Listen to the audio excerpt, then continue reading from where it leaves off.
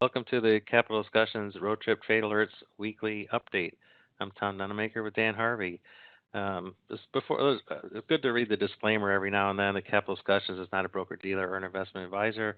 This presentation is for educational purposes only. We don't know your situation and have no way of knowing a level of risk is appropriate for you. We're not making any specific trade recommendations, and the risk of loss in trading options can be substantial, so please be aware of all of your risks prior to placing any trades. And the stuff about hypothetical computer simulated trades, we believe them to be accurately represented. And the actual profit or loss can vary due to market factors such as liquidity, slippage, and commissions. And what we show in option view represent Dan's actual pricing. However, there's no guarantee that anybody else can get that pricing. So just so you know, educational only. So with that, welcome, Dan. Had another interesting week. Well, it Including was. an attempted coup in Turkey that ended up being a bust. So we saw the futures go down after the market closed, and then we read this morning that the government has everything back under control. So Monday morning we should be a business as usual, and everything should be fine.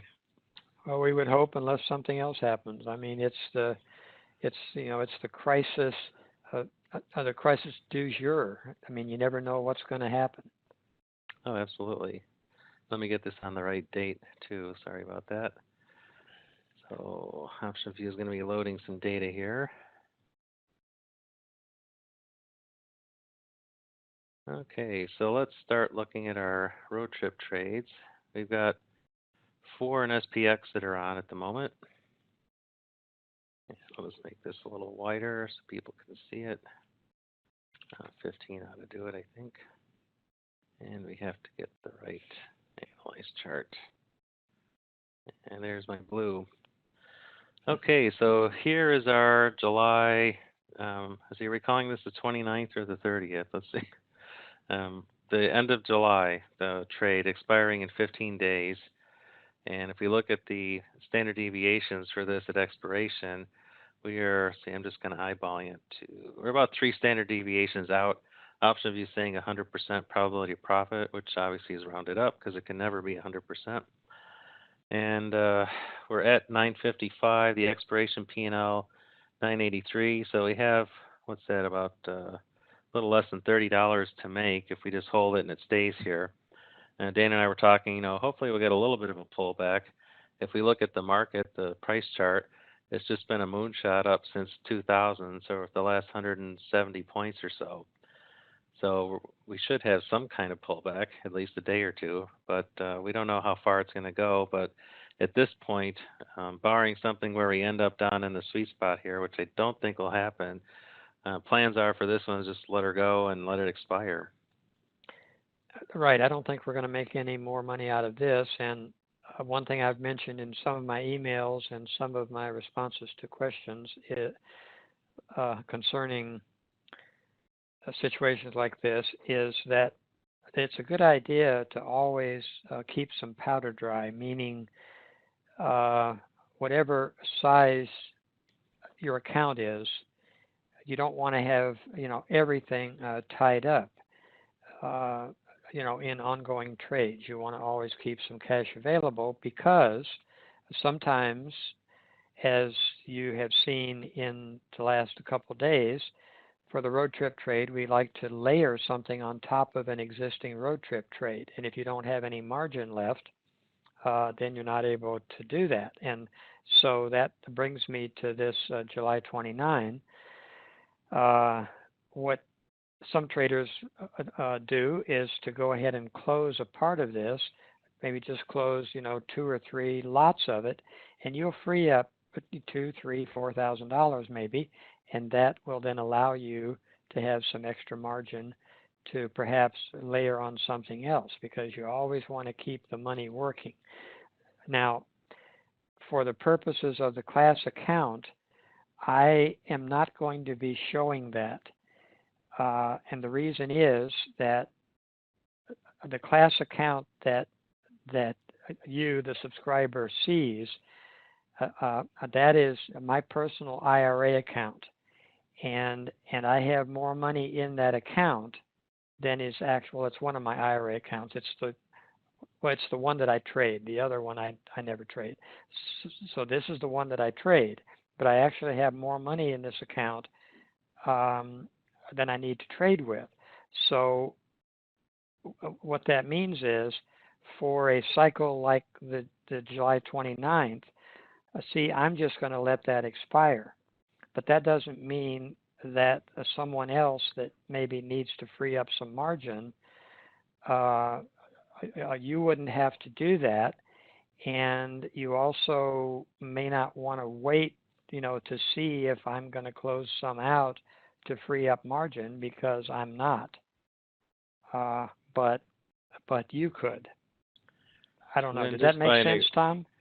it did. And let's just put an example here. Just say you close the 5 lot here. Let's just see what that does to the margin. It cuts it from 14,000 down to 9,000, and it would look like this. So, okay, you're gonna go from, let's see, expiration plus 986 to plus 993. So you're gonna get $7 more, which probably won't even cover your commissions to do that, but it does free up $5,000 of margin. So, like Dan said, if you need the margin, you can do it. And you notice how small these premiums are, which is why we're going to leave it alone. You're kind of getting into the territory where your adjustments are going to make less than the commissions cost to put it on. So, if you need the margin, that's what you can do. But probably we're just going to let it expire. Right. And that was the point that I was. Um, I think I'm not sure that I phrased that really well. But what I mean to say is that if you, the subscriber, need margin, then this is a good one to get some margin from.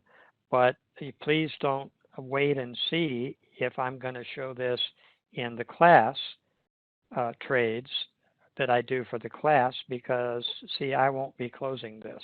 I just will let this expire. Yeah, and you can see the probability of touching the short strike is pretty low. So, Yeah. this is a good one just to let it go out. So with that one, let's go to the next expiration. That would be, oh, I passed blue, sorry.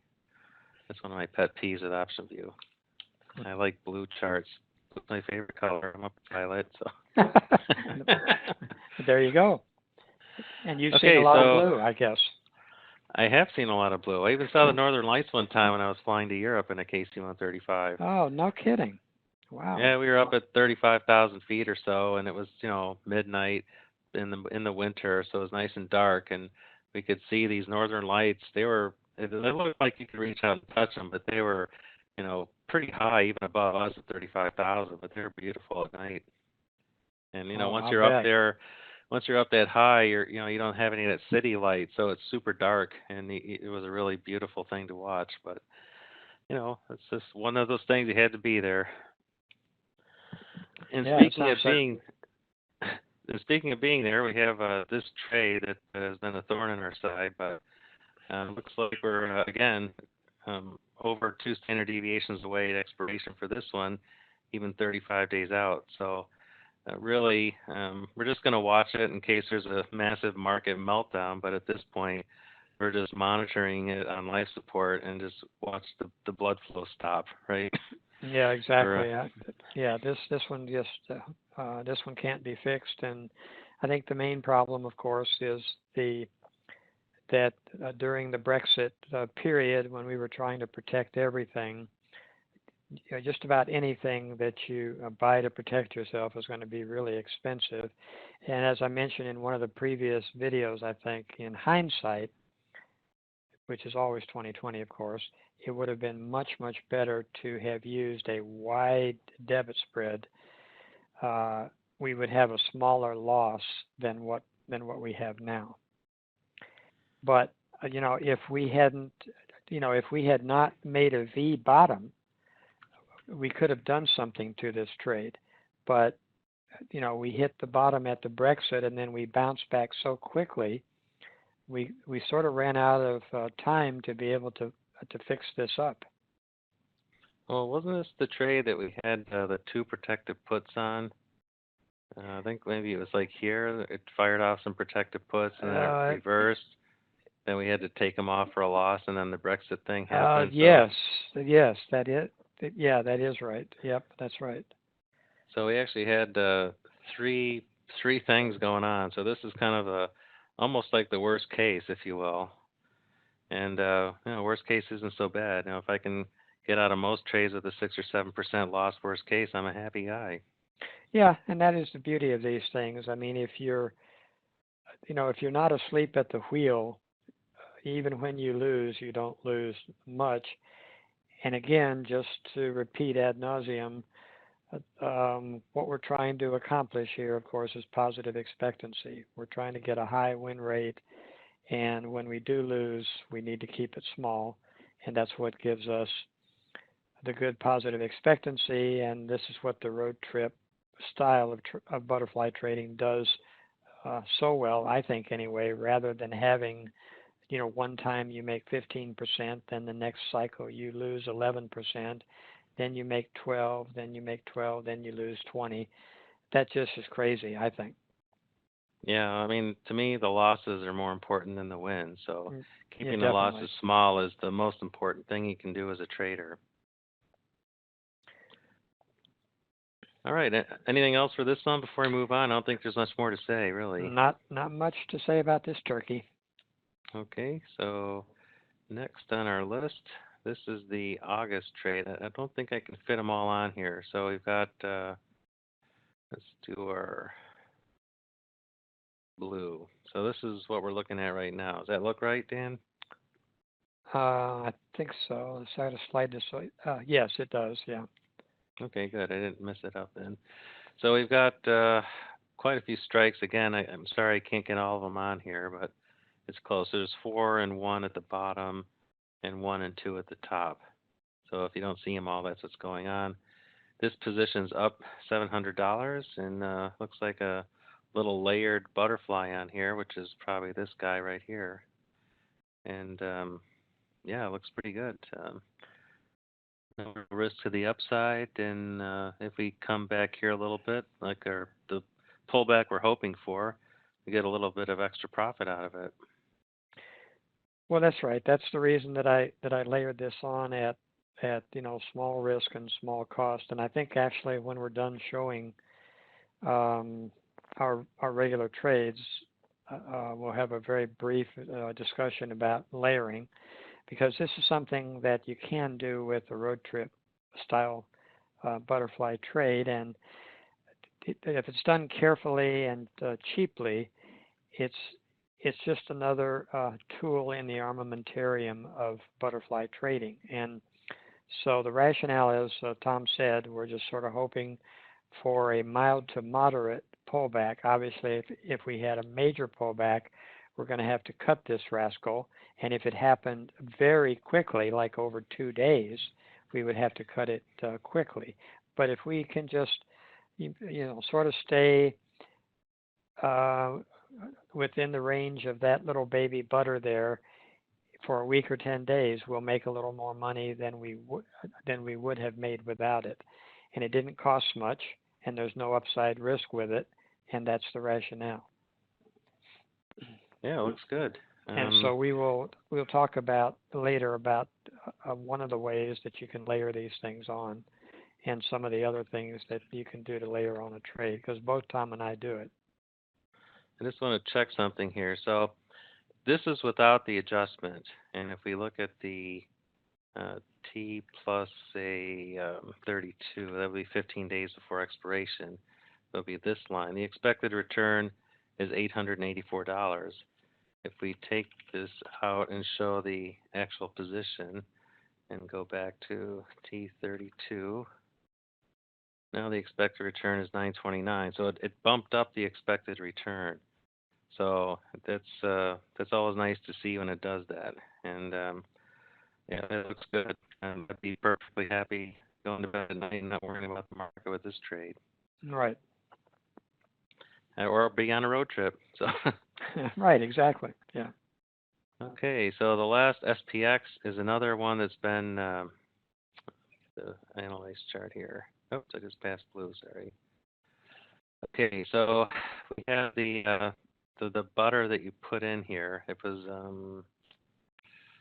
actually I think what I can do is I can go back to the on Thursday when you put that on,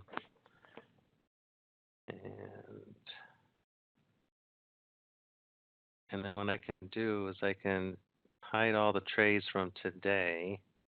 So this is about 15 minutes after you put that trade on, but this is what it would have looked like if you hadn't.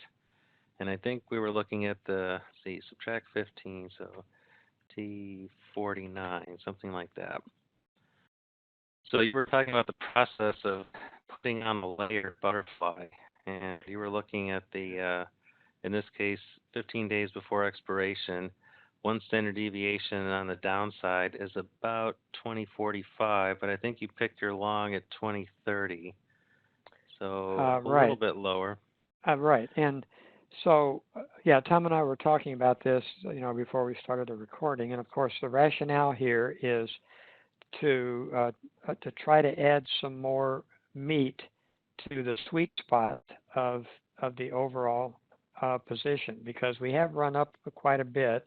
And as you can see, the one standard deviation now is actually on the right side of the peak of the tent. So our risk is decreasing, but so is the likelihood of making some decent money. I mean, we're going to make some money because we're going to continue to reverse Harvey this, but we sure would like to drop back a little bit. So in order to enhance that, I layered a small lot butterfly on top of this. And there's no magical way to do this, but the way that I like to do it is, first of all, I wait and see that we have run up quite a bit, and that it would be a good idea to add something on. And I think this meets that criterion. So then I decide that, there's several things you can do. You can add an unbalanced condor. You can add a put credit spread. And I look at all those things, but I also look at layering on another small lot butterfly if I can. And the way that I like to approach that is I like to identify, as Tom pointed out, the one standard deviation point roughly at the time that we would take this off, which would probably be 15 days prior to expiration. And usually I will put the lower long leg somewhere near that point.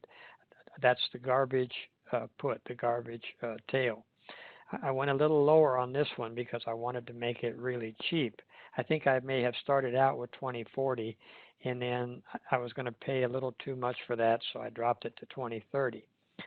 So that's what I use for the lower leg. And then for the upper two legs, I start with a short strike of somewhere between 25 and 30, but then I play around with the short strike and the upper long put, until I can get a butterfly that is really cheap, but that doesn't drop off too much if the market drops off, to the sweet spot. And so once I have then finally decided, I go ahead and add that. And as Tom will show you, that's going to pump up the sweet spot. Yeah, so here's the butterfly. I think you said 25 to 30. I think you meant delta. So this is about a minus 23 delta, yeah. So that's in the neighborhood. Yeah. And if we just look at the trade by itself, it looks like this. So it almost looks like a road trip by itself for 2100. And the risk on the upside is, option V's not giving me a good number here, but I think it's around $60 or something. Yeah. So now if we combine those all together and look at the risk graph, now it looks like this. And let's go back to our T49, I think it was. And I think our expected return went up a bit too, but you can see the theta. I think if I have, let's see, if I take this out, then an option view is going to show us the before and after. So the both is before the adjustment, and the existing is with the layered option. So you can see the theta went from 16 to 20. Delta's about the same, gamma's about the same. Vega went up just a tiny bit, but we did get a bump in theta, which is what we wanted. And it does enhance that that T plus 49 line nicely. It's right in the butterfly zone where you want it.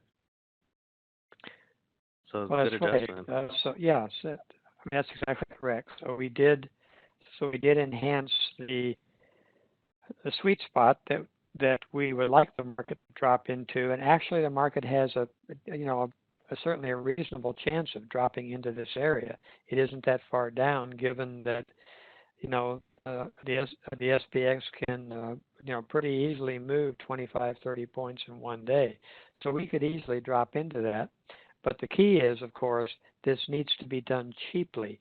And the reason that you need to put on a cheap one is simply this. What if I'm wrong? What if we never drop back? What if we just keep going up? Well, if I have paid a lot for this, then I'm going to have to reverse Harvey not only the original butter, but I will also now have to reverse Harvey the butterfly that I just now added, and I'd rather not do that. I did have one question from a subscriber that if you layer on something, does this mean that you no longer have to reverse Harvey? No, it doesn't. The reverse Harvey methodology, is an integral part of the road trip trade. This is the technique that actually allows us to make money when the market just keeps going up and up and up, whereas some other styles of trading are going to be hurting when the market just keeps going up and up and up. And so I know that a lot of people don't like to have to do a reverse Harvey like every other day, but this is actually part of the technique, and it's easy to do. It's just a vertical, which is done as a condor, two verticals. It's an easy adjustment, easy trade to get filled, and this is what makes our money when you have an unrelenting rally. So I guess you have to ask the question, would you rather lose 5% from, say, a conventional butter or some other butterfly strategies or condor strategies when you have an unrelenting rally? Would you rather lose 5% or would you rather make 5 or 6% by doing reverse Harveys? And the answer for me is pretty obvious. I'd rather make the money. Yeah, and it just showed a reverse Harvey 3 lot here that basically lifts this up to 0, and that's just one adjustment, but there's still 64 days to go. So, give it a chance to fall back in here and make a nice return, and if it doesn't, you're not that far below 0, so it's easy to keep reverse harving the whole position up. That's it exactly. Yep. And like we said, that butterfly on the upside only costs like $60, so it's not hard to overcome that extra drag. Yeah, and I think that's a very good way to phrase that. You don't want to add something that is going to drag on the existing position. So that is kind of critical. But, to me, you might have a period of a few days where you are doing some fairly frequent, reverse Harveys, but then you're done and you're going to make some money, whereas otherwise you'd have had a loser. Yep. Okay, so that's it for SPX. Let's switch over, change gears to Russell. And let's see, we only have 2 trades open. So now this one is different than last week because we realized there was a bug in OptionView that when you close a position and then reposition it, if there's not one option that is closed after the reposition starts, OptionView treats them as 2 separate trades. So what was going on is OptionView basically thought that this was 2 trades, and then we just adjusted one of the times on one of the options, so it happened after the new one was the reposition trade was put on, and then that fixed the P&L. But unfortunately, it fixed it the wrong way for us. But at least yes, at least it's accurate now. Yeah. And we did have that $580 added from that global protective put, so it's not quite this bad. It's down less than 1,000, but this is going to be a loser, I think. And again, we're about 2.5 standard deviations away from expiration down here, and so basically we're just monitoring this for a massive move down, which I don't think we're going to get. And barring that, we'll just let it expire. Right. There's not much else you can do. What I sometimes do on a position like this is I will put in an order to close out, say, half of it at more than the current mark of the butterfly, and just sort of hope that uh, every now and again the market will move fairly quickly in a hurry, and the market makers will fill that, and you get a little more than you would have. But other than that, there's not really much that you can do safely. You can add stuff to this, but since we're running out of time, um, there's not there's not really a whole lot you could do with this. Now, uh, I think I have a similar position in my PM account, and I may layer a butter on top of that. I was looking at the 1180, the 1160, and the 1120, but that's in my PM account. I won't be doing that in the class account. 1160 and 1140? The 1120. 1120. Something like that. And if you superimpose them, looks similar to this. Yeah, so I'm just throwing that out for anybody watching that says, oh, well, I think I'm going to try that. That's what I think I'm going to do in one of my accounts, which is a PM account, but I won't be doing it in the class account. But now you've seen it. And of course, you have that sea of death there. So what you have to do when you add these things, and I guess I should have mentioned this earlier, but I'm mentioning it now. What I always do is I decide in advance and I record, where I'm going to cut this thing. Just in case we pulled down very sharply in a very short period of time, you're going to have to cut this thing. So I record that in advance, because the last thing you want to do is to make this worse than it already is. You don't want to land up. You don't want to wind up in that sea of death there. Yep. So this is just something just to show you, and again, just to reiterate, I will not be doing this in the class account. And yeah, you definitely have to keep an eye on it more. But to see a death is unlikely, but possible. Depends on how big of a pullback we get, if we get one. Right. So only one more to go over. That's the, I guess, get rid of these trades and reload this. There's my blue. And see, oh, here we go. 64 minus 15 is 49. Perfect. Yeah. So here would be our target exit date, T plus N line. And it looks like we're getting pretty safe. I mean, 2 standard deviations is already above the tent. So probably going to be doing some reverse Harvey soon, I imagine. I will. And also on Friday, I tried to layer something on, but they didn't fill it. So I will look at it again on Monday. I will probably layer on another butter on top of this one. And in addition to that, I will do a reverse Harvey, because we got to get that, just like we talked about a few minutes ago, we got to get that line up there, because we don't want to, we want to make a little money on this. If we get lucky and drop into the sweet spot, we'll make a lot of money, but we want to make a little money. I mean, the goal is to make at least a little money on each and every one of these things. Now, obviously, that's just the goal, and it's not going to be realized, in practice. We will have losers, but this trade will give a really good equity curve, over time, and that's what we're going for. Yeah, we just have to see what the market does, really.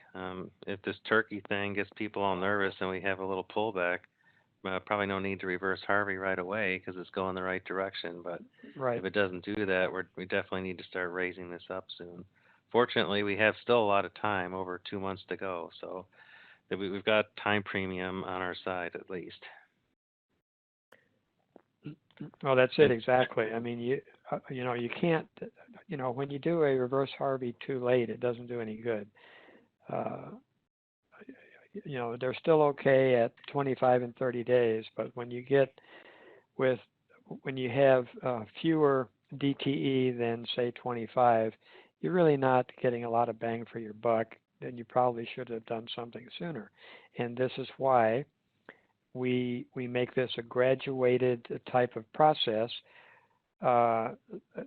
Just to reiterate something I think I may have said last week, you don't really make any money when you do a reverse Harvey. Even though the trade will show as a credit, you're not actually making any money. You're simply lifting up the right side of the expiration line above zero. And so not only are you not making any money, but you're decreasing somewhat the amount of money that you would make, if you had a moderate sort of pullback. So you don't want to do it too soon, and you don't want to do it, too fast, and you don't want to be too aggressive when there's still lots of time remaining. Now, once you get around 30 days remaining, you can be a little more aggressive with the reverse Harvey maneuver because you'll be taking it off soon. But with this amount of time remaining, you don't want to give up a lot of potential profit that you might have if we had a pullback, right, Tom? Yep. And, we've got 12% probability of touching the short strike with 64 days to go. So, yeah, we definitely have run up. One thing I like to think of, here's a typical reverse Harvey. And if you look at it, it's kind of like a bathtub. Let me see if I can zoom out. Oh, this is going to be good. Right? Right. So there's your bathtub effect. And what it's doing is if we add this to the trade and look at it, let's see. I want to get rid of this now because I've already done that. So here's the before and after with that reverse Harvey. So yes, the margin's about the same. We lifted that up, but that bathtub effect is pulling all these other lines down because, from here to here, it's got a negative pull on the whole position. So that's why you're not making much money or not as much money in here, and while your T plus zero line is pulled down more into the bathtub. Um, so that's why when you do reverse Harvey, you want to keep those baths nice and small, so it doesn't have that big rubber band effect pulling you in. It's just a little gentle bath. So that's why we keep these kind of small. That's just a visual way to think about it. Tom, I've never heard you wax wax poetic on this. There we go. So this one would have a negative $900 effect on your trade. If it was 4 times that, it'd be $3,600. So, this isn't pulling it down as much. It didn't lift it up as much. So that's why we keep the reverse Harvey small so that negative effect in this area is less. So if we do have a pullback, then we can defend the position better. That's kind of the reasoning. We should call this the Nunemaker bathtub metaphor. The bathtub adjustment, yeah. The bathtub metaphor. Yeah, there I like that. Okay, well, but that's exactly. But I mean, you've hit upon it exactly, and I think I've never shown it like that, but I'm glad you did because I think everybody can see visually, exactly what happens. Because I have had, and you probably have had too, Tom, several questions. People saying, "Well, why are you just doing, 1 or 2 lots? Why not just be very aggressive with the reverse Harvey? Get it done. Get that line up there now." Well, this is the reason why. Well, here, let's just put it on here for the existing, and then with that big reverse Harvey, you can see how much it pulls down that T plus zero line. So, if you do have a big pullback in the market, and now let's pump up volatility a few points, then that should push these lines around, and you're going to start getting in trouble a lot faster if you're reverse harving too fast. Now, in this case, the market's pretty far above the short strike, so the odds of it doing that are pretty low. But it's still 64 days to go, so anything can happen. Well, and all it takes is a geopolitical event. Yeah, like that coup in Turkey, it actually worked, and the market might be doing something crazy on Monday. Well, that's right. I was watching the futures because I was getting out of a YM trade, and I saw the futures, the YM drop, 68, and I said, what? And because I didn't have Reuters up, so I punched up Reuters and I saw it, and it was just an immediate effect. And of course, any experienced trader knows that whenever there's a major geopolitical event like this, the the futures market theoretically, prices everything in.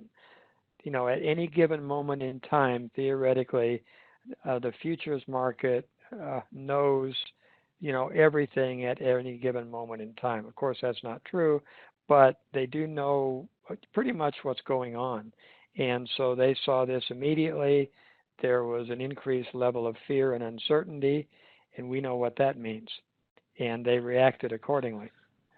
And you can see it here on a 5-minute chart of ES, and this is where the market closed, and then all of a sudden, bam, down another 10, 15 points. Good thing I was out of my trade because I had been long. Ah, That would have been very painful. good. Yep. Well, Dan, is there anything else you want to talk about or share? Oh, there is Uh, one thing. Let me just pause the recording for a second, if I can find it. And let me switch over to our member site. I'm going to show something that is added this week. Hang on. oh yeah. We're back. So I added this thing on the calendar tab. I figured it was a calendar type of thing. It's your trade planner. So you can put in any number of days, your window for entry. So we're starting at 70 to 80, and it goes on every Friday, and it shows you whatever's in green. That's your entry window for that. So if I change this to 90, for instance, it's going to add another couple. So here we have 3 weeks that we could enter in that's in a 70 to 90-day window.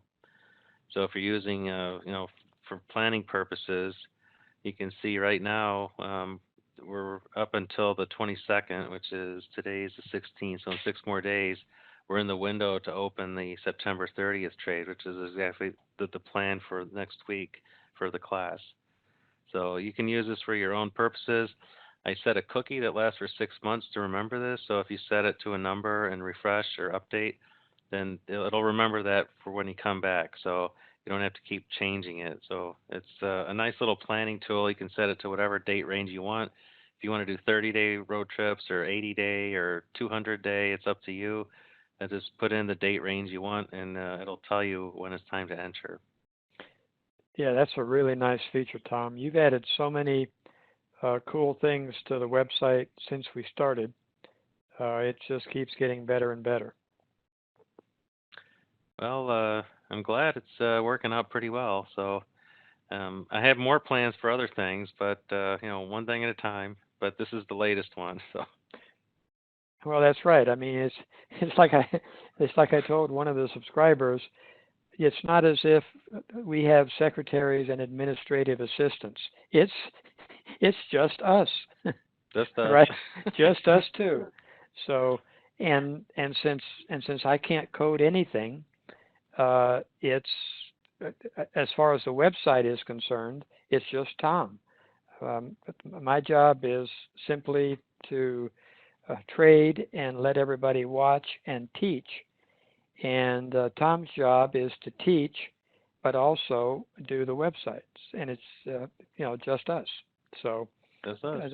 these things will be slow, but the website is being improved. I think, remarkably. I think it's a great website, and I really like all the improvements that you've added, and just keeps getting better. Well, it looks like I have 21,690 votes. Well, there you go. That says it all. All right, everyone. Thanks for sticking with us. Have a great weekend. I don't think there's any big plans next week as far as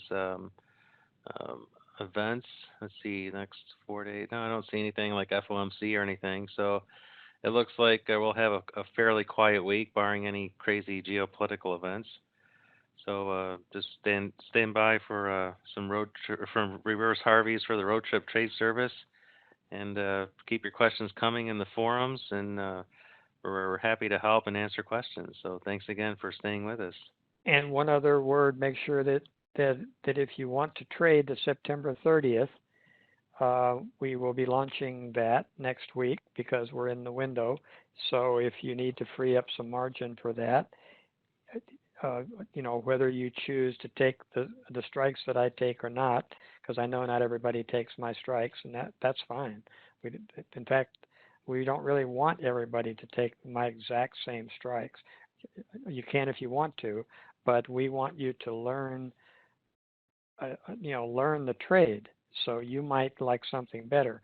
But anyway, whatever you choose, if you need to free up some margin, um, now's the time to do it because there's a couple of cycles there that are not going to make any more money than they already have. So you can dip into the pot for them. Yep, bite the bullet, pay the commission, and free up the margin. Right, exactly. And take risk off the table. Yep. All right. Thanks again, everyone. We will see you next time. And I think I was just looking at the schedule too. We had another Q&A coming up. Let's I think see. that's next week, isn't it? It's next week, yeah. So Yeah. next week at 4 p.m. Eastern, which is 1 p.m. Pacific, Dan's time, we will do a live Q&A call. So if you can't make it to the call, just leave your questions in the forum. But otherwise, we'd love to have you live and answer your questions. So we will see you next week, if not in the forums and everything this week as we trade and do our road trips. We'll see you then. Thanks again, everybody. Thanks.